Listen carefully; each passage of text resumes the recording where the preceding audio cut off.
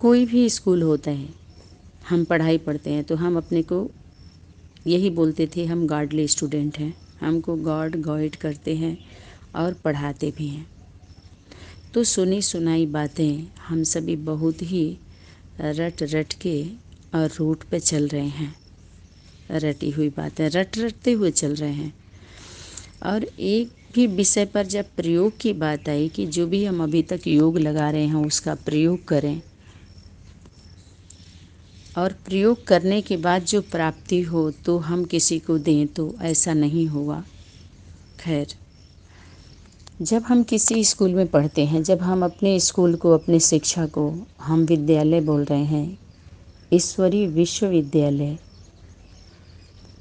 तो किसी भी स्कूल का जब हम मार्कशीट लेकर के जाते हैं, जहाँ हम पहले पढ़ रहे होते हैं, पढ़े हुए होते हैं, तभी दूसरे स्कूल में मार्कशीट मिलता है, एडमिशन होता है। जब पहले स्कूल से मार्कशीट हम ले लेते हैं, उसके बाद हम दूसरे स्कूल में एडमिशन करवा सकते हैं।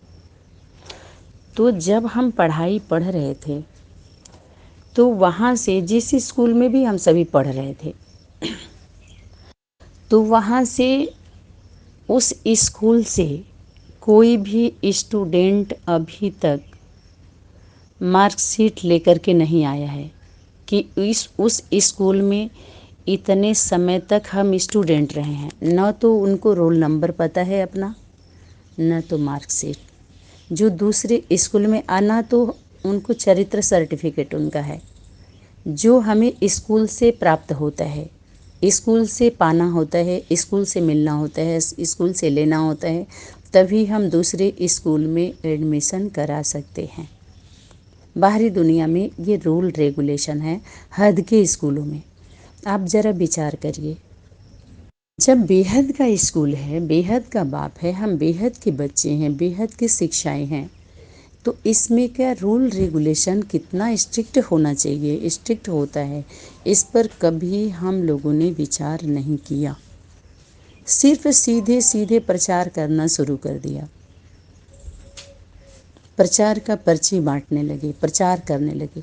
कभी भी इतना गंभीरता से हम इस विषय पर नहीं सोचे हम सभी कि इसकी आवश्यकता होते है अगले स्कूल में। पहली बात। दूसरी बात, पिताजी ने बोला कि अगर हम किसी कंपनी में कार्य करने जाते हैं, ड्यूटी करने जाते हैं ऑफिस में, तो इसकी ज़रूरत पड़ती है ना, चरित्र सर्टिफिकेट का, मार्कशीट का। हमारे जो हम शिक्षा लिए होते हैं, कितना शिक्षा लिए हैं, उसी स्कूल का मार्कशीट, चरित्र सर्टिफिकेट। और ये जब रिजल्ट निकलता है तो बिना रोल नंबर के हम अपना जान पाते हैं। जब रिजल्ट आउट होता है तो रोल नंबर पता होता है ना। तो जब तक आपके टीचर जी आपको मार्कशीट नहीं देंगे, रोल नंबर नहीं देंगे, तब तक आप कैसे जान पाएंगे आप फेल हुए हैं कि पास हुए हैं, आप कितने मार्क्स से पास हुए हैं, कैसे पता चलेगा? फर्स्ट है, सेकंड है, थर्ड है, कैसे पता चलेगा आपको? किसी स्कूल से ही तो प्रकाशित किया जाता है ना, जो उससे ऊपर स्कूल होता है। जब हाई एजुकेशन हमारा होता है, बोर्ड का परीक्षा हम देते हैं, तो आउटसाइड से ही तो आता है हमारा प्रश्न पत्र पेपर, और रिजल्ट भी हमारा ऐसे ही निकलता है ना, जो अव्यक्त वाणी में होमवर्क है। और इस विषय पर न रिवाइज किया गया, न कराया गया, न रियलाइज किया गया, फर्स्ट, सेकंड और थर्ड। तो इस पर आप सभी विचार कर लीजिए। जो ये Hira Lal ends and company में जो हमें ड्यूटी करना है, और इसी पढ़ाई के अनुसार ड्यूटी मिलेगी, कौन किस तरह का ड्यूटी कर सकता है? तो ये तो हमारे पास है ही नहीं है। एक भाई का 15 दिन पहले 3-4 बार फ़ोन आया, आसाम के हैं वो, अपना रिज़ल्ट पूछ रहे थे कि आपके वहाँ बोला गया था कि हम रिज़ल्ट बताएंगे, रिज़ल्ट आउट हो गया और हमको हमारा रिज़ल्ट बताइए, हम कौन हैं, फेल हुए हैं, पास हुए हैं, क्या है? क्या किसी स्कूल का स्टूडेंट्स ऐसे बात करता है क्या? बिना अपना रोल नंबर जाने, बिना फेल पास का मार्कशीट लिए कि किस स्कूल में पढ़ रहे हैं, पहले तो ये देना पड़ता है ना उनको। उनकी रेगुलरिटी, पंक्चुअलिटी उनके टीचर जी बताएंगे ना, कैसे आप क्लास करते थे, क्या पढ़ाई पढ़े हैं, उनका चरित्र सर्टिफिकेट पता हो, सारा कुछ उनको पहले देना पड़ता है ना।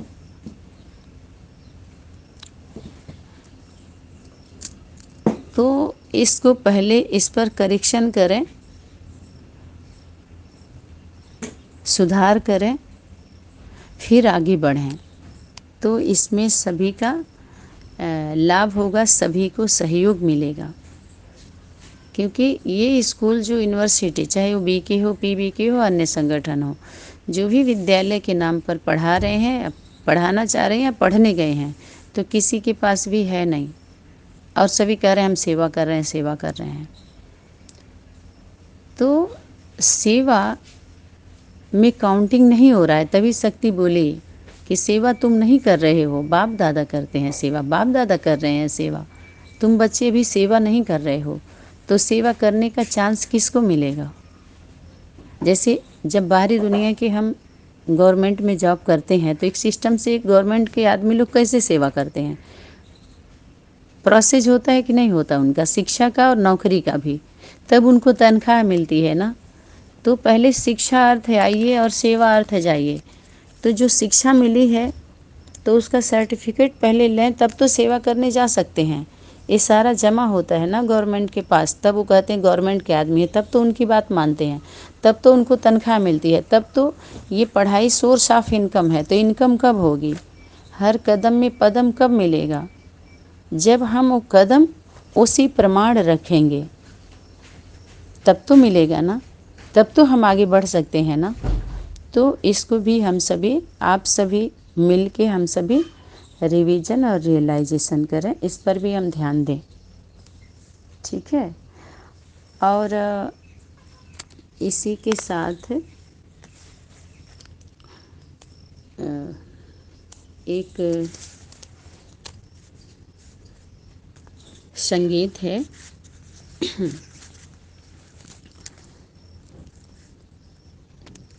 जो हम पढ़ाई पढ़ रहे थे, जिस विषय को लेकर के, मांग रही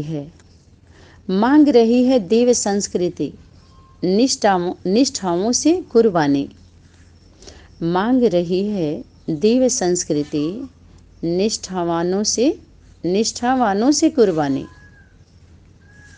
देव भूमि की शपथ उठाकर आगे बढ़ो वीर बलिदानी।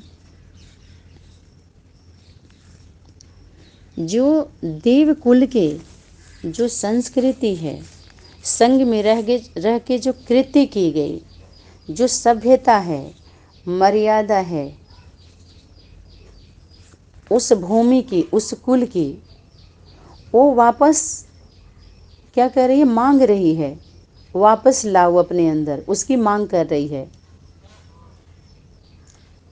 जो उस देश के प्रति, उस कुल के प्रति, परिवार के प्रति जिसका निष्ठा है, विश्वास है, उससे कह रही है कि जो तुम्हारा नहीं है उस सबको क्या करो?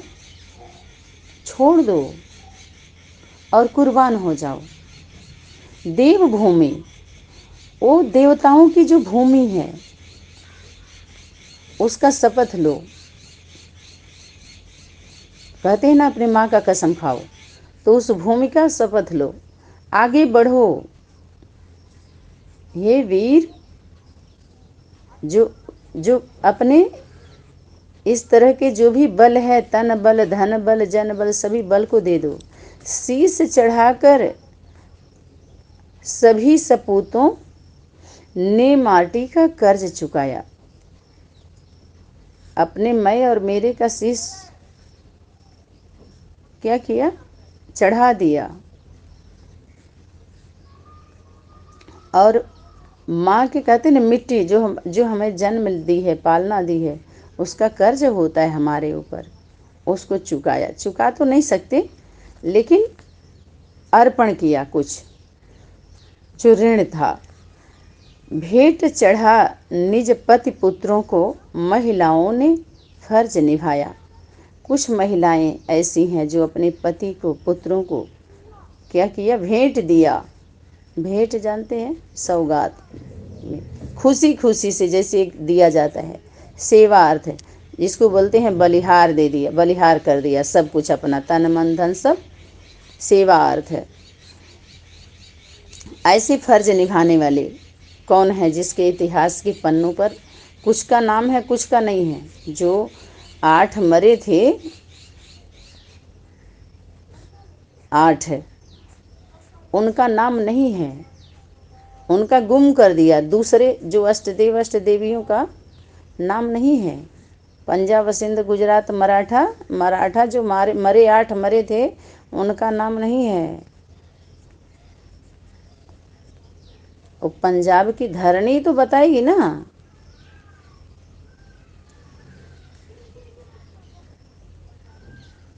जब सागर में समाएगी, कहाँ से पता चलेगा? वही तो सागर के द्वारा ही तो पता चलता है ना। आज मांगता महाकाल बस समय तनिक सा प्रतिभाओं से, थोड़ा सा समय दे दो। जो समय दिया गया है आपको इतना ढेर सारा, तो अब समय दो। स्वार्थ घटा परमार्थ साधना, स्वार्थ को अब क्या करिए, छोड़ दीजिए, कम कर दीजिए उसको, और परमार्थ को जोड़ें।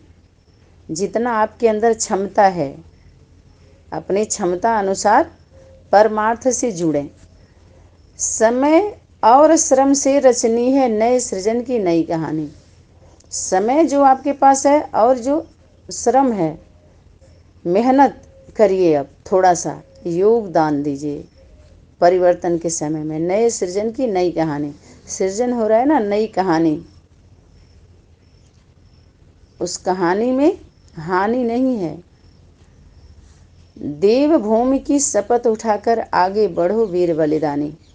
जो देवताओं की भूमि है उसका शपथ, जो देव आत्माएं हैं, देवता बनने वाली हैं, स्वर्ग में जाना चाह रही हैं, जाने के लिए तो ये संगम पर ये सारा चेकिंग चल रही है।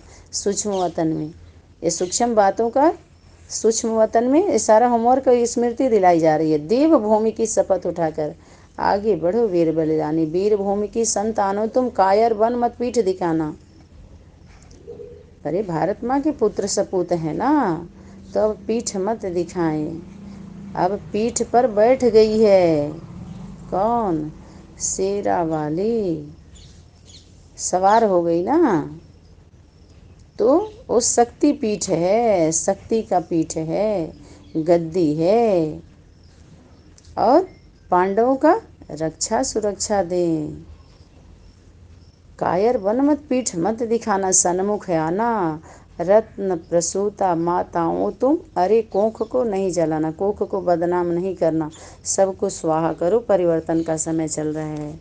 परिवारों से एक व्यक्ति यदि सृजन वीर बने आएगा, एक व्यक्ति भी अगर निकल गया वीर बन के, तो पूरा कुल का 21 कुल उनका तर जाता है। जो पीछे से बाप दादा कि उनके दादा परदादा की जो भी पीढ़ियां हैं जो नहीं कर पाई थी, वो अंत में सब उनकी पीढ़ी तर जाती है। जो उनसे भूल हुई होती है, उनके नाती पोता उनको तार देते हैं। कहते हैं जिनको पोता करे ना उनका अंतिम संस्कार, तो वो तो भाग्यशाली होते हैं, ऐसा बोलते हैं लोग।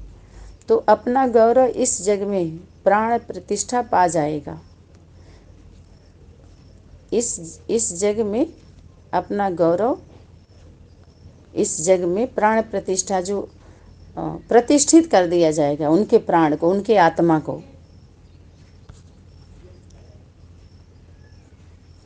कहते हैं ना, बैठा तो उनको प्राण प्रतिष्ठा कर दिए, प्राण उस मूर्ति में प्राण डाल दीजिए। जान भय मत करना साथ है हमारे हैं, भय मत करना साथ हमारे हैं रक्षक युग ऋषि वरदानी। ऋषि हैं हमारे साथ, हमारे रक्षा करने के लिए। कौन है? युग के ऋषि हैं, उस युग के ऋषि और मुनि। मुनि कौन है? माता। ऋषि कौन है? पिता। वो ऋषि मुनि हैं, वो वरदान देने वाले, उनका वरदान हमारे साथ है। वरदानी है, वरदानी मूर्त है, त्याग मूर्त है, उदाहरण मूर्त है। देव भूमिका शपथ उठाकर आगे बढ़ो वीर बलिदानी।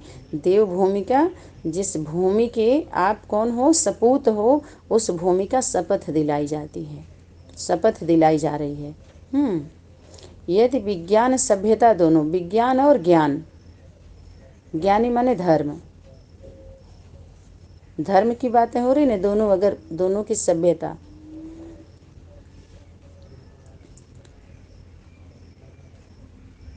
दोनों से मानव का हित करना है, इसी में मानव का हित है, दोनों एक हो जाएं और अच्छा सेवा कर सकते हैं, वो सहयोग दे सकते हैं लोग। तो संस्कृति का गौरव फिर से सारे जग को समझाना है। इस संस्कृति का, भारतीय संस्कृति सभ्यता का जो गौरव है, जो धरोहर है, हमारी पूंजी है, हमारी संपत्ति है, हमारी प्रॉपर्टी है, इस सारे जग को यही समझाना है। देव संस्कृति के सूत्रों को फिर जन जन तक पहुंचाना है। लोभ मोह से ऊपर उठकर आओ बने सृजन सेनानी। इस सृजन में हम सहयोग बने, सेना बने इस सृजनहार के, सेनानी, सहयोगी। सेना लोग सहयोग करते हैं ना, किसका, देश का, देश में रहने वालों का। देव भूमि की शपथ उठाओ, देवकुल में जाना है तो वरदानी भूमि, देव भूमि, जो माटी क्या मरी तो सही, मिटाई भी गई, मिट भी गई, वही मिट्टी क्या है, बलिदान लेते हैं। जो बलि देती वही तो बलि लेगी ना। तो वही मिट्टी का तिलक लगाओ, आओ मिट्टी का तिलक लगाते हैं ना, जो मिट्टी, उसी मिट्टी का तिलक है। तभी तो हम मर मिटते हैं, तभी तो वो स्मृति आती है हमारे अंदर। तो ये है आज का क्लास, आप सभी के लिए खास। इन्हीं शब्दों के साथ वाणी को विराम देते हैं। ओम सनातनी शांति। धन्यवाद। और ये आध्यात्मिक क्रांति भी है। आध्यात्मिक क्रांति, आध्यात्मिक आज़ादी क्या है? यही है मन बुद्धि से इस तरह के बंधनों से स्वतंत्रता। और इसके विषय में ढेर सारे क्लास आ ही रहे हैं, आप सभी को पता ही है। ठीक है, धन्यवाद। ओम सनातनी शांति, ओम आध्यात्मिक क्रांति।